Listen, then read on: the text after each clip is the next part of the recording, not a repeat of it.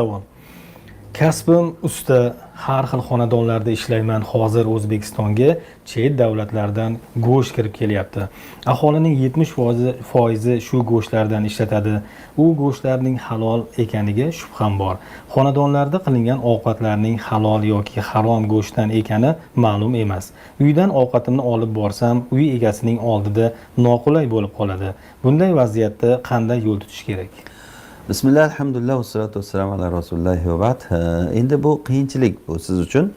Shuning uchun yaxshisi siz o'sha shubhani ketkazing. Uni o'sha go'shtlarda shubhani ketkazing. Agar ketkiza olmay siz shubhada qolsangiz, yemasligingiz kerak bo'ladi. Uyda egasidan so'rang, agar o'sha go'shtlardan olgan bo'lsa, yemang uni. Chunki siz uchun shubha u. Yemaganingizdan keyin o'z bilan ovqatga borasiz. Noqulay bo'lsa ham bo'lsin, mayli. Endi iloji yo'q, nima qilasiz? Siz e'tiqodingiz shu bo'lgandan keyin siz uchun bu narsa mumkin emas bo'lgandan keyin ular rost akamiga harom go'sht olib kelib qilaversa, unda ham noqulay bo'ladi demaysiz-ku masalan. Shuning uchun birinchi o'rinda shubhani ketkazishga harakat qiling.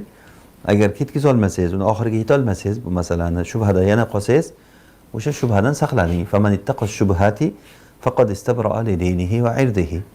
Rasululloh sollallohu alayhi vasallam aytganlarki, kim agar shubhalardan saqlansa, dini va o'zini nomusini saqlagan bo'ladi. Shuning uchun endi qiyinchiligi bo'ladi, siz uchun haraj bo'ladi, lekin shunga yarasha ajr ham olasiz. Agar shubhani ketkiza olmasangiz, agar shubhani hech qanday tagi yo'q shubha bo'layotgan bo'lsa, unda paytda odam bekordan bekorga o'ziga qiyinchilik tug'dirgan bo'ladi. Lekin o'sha Hindistondan yoki boshqa joylardan kelayotgan go'shtlarga shubha o'rinli shubha. Buni albatta siz surishtirib, buni tagiga yetishga harakat qiling. So'rang, yaqin do'stlardan, birodarlardan so'rang. Kim olib kelyapti buni, qanday yo'l bilan kelyapti, so'yilish qanaqa bo'lyapti.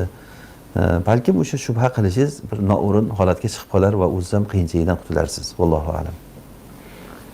Navbatda